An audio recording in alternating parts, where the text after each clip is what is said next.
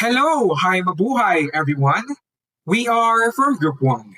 And today, we are here to present our Mythology and Folklore Module 5 performance task, The Legend of Navotas, a digital storytelling project.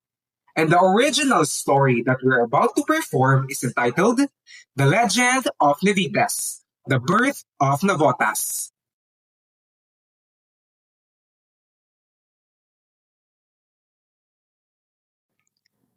Long ago, before Navotas became the fishing capital of the Philippines, there was once a dry and lifeless land called Lantaya. There was no sea, no river, only cracked earth that thirsted beneath the burning sun, stretching out endlessly like a forgotten promise. The people of Lantaya survived by digging deep holes into the ground to gather what little rainwater the heavens would spare. Their hands, calloused and weary from the endless toil, those holes were their wells, their lifelines, used for drinking, bathing, and sometimes to store food or grow small plants in the dim hope of sustenance. It was a hard life, one of patience, prayer, and endless thirst, where every drop was cherished and every sunrise brought a flicker of desperate hope. As each day passed, the people of Lantaya grew weaker, their bodies aching from hunger and their spirits dimmed by the relentless heat. The soil gave no harvest, and the sun offered no mercy, beating down like an unforgiving judge. Careful, Lyra. That muddy water is all we have left until tomorrow. Handle it gently, child, for it's our only hope in this barren world. It's so heavy, Nanang. Why must the water always be so far? My arms ache from carrying it, and the pot is so rough under my feet. Because our land has forgotten how to give. But if we keep praying, maybe the spirits will remember us and send relief from the heavens above. Prayers won't fill our bellies, Amara. Look at this place. No rain, no life. Even the ground has turned against us, cracking wider with each passing hour. Then let us remind the spirits who we are. Tonight, we will gather by the shore and raise our voices together, united in our plea for mercy. And so, as the sun fell below the horizon, painting in the sky in hues of fading orange and deep purple, the people of Lantaya gathered near the edge of the barren flats. They knelt, lifted their hands, and prayed with voices trembling from exhaustion and faith. Nanang, look! Water! Real water! And fish! So many fish! They're jumping right out of the waves as if celebrating with us. The spirits heard us. Oh, thank you, thank you. This is more than we ever dared to dream in our darkest nights. It's real, cool, and alive. The sea has come to us. I can feel the breeze carrying the scent of salt and freedom. People of Lantaya, I have heard your cries. I bless you with these waters so you may live. But take only what you need. If greed takes root in your hearts, the sea will take back its gift, and you will return to the dust from whence you came. We understand, great deity. We will cherish your gift with humility, honoring the balance you have bestowed upon us. The people rejoiced, but they did not know how to fish or build boats. Their hands skilled only in digging and praying. So they prayed once more to the sea deity Nevites for guidance, their voices rising in unison. Your faith moves me, so take this, a net woven from the moon's light. Use it wisely and it shall never fail you. But if greed fills your hearts, it will fade and so will the sea, leaving only the echoes of what once was. A net of moonlight. Thank you, great deity. I will honor this gift, using it only for our sustenance and never for excess. With the net, the people learned to fish just enough to feed their families. Their days filled with the rhythm of casting and hauling. Lantaya flourished once more, its people thriving in harmony with the waters. But peace doesn't always last, as shadows of discontent began to stir.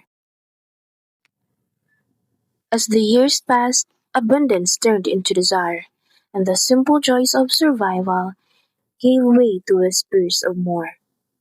The people who once prayed for survival now hungered for more, their eyes gleaming with unhacked ambition. Look at this catch! If we sell half, we could build a bigger home. Maybe even buy gold from Hidalgo. Imagine the wealth we could amass.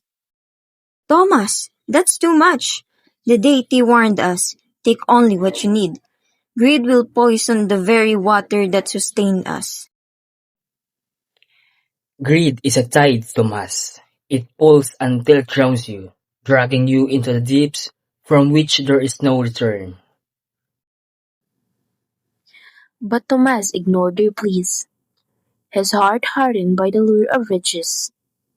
He fished day and night, and soon others followed his greed, their nets heavy with excess. The sea darkened, its glow fading away like a dying ember as the balance began to shatter. Then one morning, silence fell like a shroud. The waves were gone, receding into nothingness. The sea had vanished, leaving behind only mud and despair. Nana? The bolts! They're sitting on the mud. Where did the sea go? It was just here yesterday, full of life and promise. It's disappearing. Oh, Thomas, what have we done? Our greed has angered the spirits, and now we face the consequences. No, I can fix this. One more hole, one less catch, and everything will return. I won't let this end here. Stop, Thomas. You've angered Nevites. Your actions have broken the sacred trust we were given. You have broken the balance. The sea does not belong to the greedy. You took my gift as if it were your right and not a blessing. Did I not warn you that greed poisons the tide? You feast while others starve, and now you will know the hunger of the earth once more. My waters will return to the heavens, and your nets will gather only dust, which is a reminder of your folly. Tomas' glowing net tore apart in his hands, unraveling like threads of fate. Fish spilled onto the land, flapping helplessly, and the ground began to shake with ominous tremors. From the cracked earth, water erupted in violent torrents, surging forth like unleashed fury. The wells they once dug filled rapidly, overflowing until rivers formed, carving new paths through the land. The people ran for higher ground as their homes vanished beneath the rising flood, the waters claiming everything in their path. Lyra, hold on to me. Don't let go. We must stay together amidst this chaos. Mother, I'm so scared. Will the sea take us away? The waves are rising so fast, pulling at our feet. Great Nevites, forgive us. We were blinded by plenty, deaf to your warning.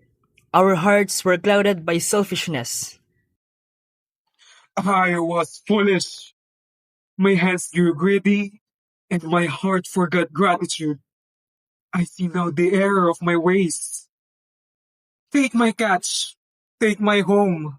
Just spare my people. I beg for mercy on their behalf. We are sorry, great Nevites.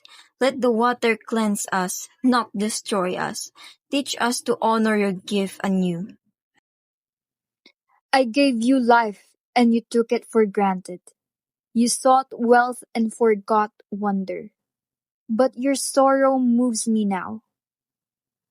Hence I will not destroy you, but only to remind you. From this day on, you will live beside the waters that once saved you. They will flow through your lives, feed your children, and whisper my name. Remember, people of Lantaya, greed is a tide that always returns, crushing upon those who forget. The flood spread beyond Lantaya, covering the land until all was one vast sea, reshaping the world in its wake. Nanam, look, the water steed. But it's calm now. It's beautiful, like a mirror reflecting the sky above. The deity spared us. The sea remains, not in anger, but in forgiveness, offering us a second chance. Then we must live with gratitude. Let us name this land Navotas, in honor of the sea deity Nevites, who bless and warn us so we will never forget. And so Lantaya was reborn as Navotas, a land between sea and shore, a place of balance and life, where the waters and the people coexist in harmony. Take Take Take only only what what only you you what you need, need, need, or the or sea or the the will sea sea rise will will rise again. rise again. again. In time, the survivors of the Great Flood rebuilt their home, brick by brick and net by net, forging a new legacy from the ashes of their mistakes. To remember their story, they named their barangays after those who had endured the trials.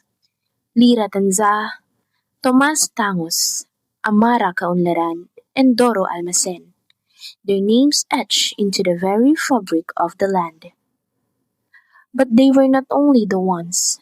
Many others, humble fishers, families, and villagers who helped rebuild the city, sharing their labor and wisdom, had their surnames carried into the barangays of modern Navotas, preserving the spirit of community. Every street and shore still whispers their memory.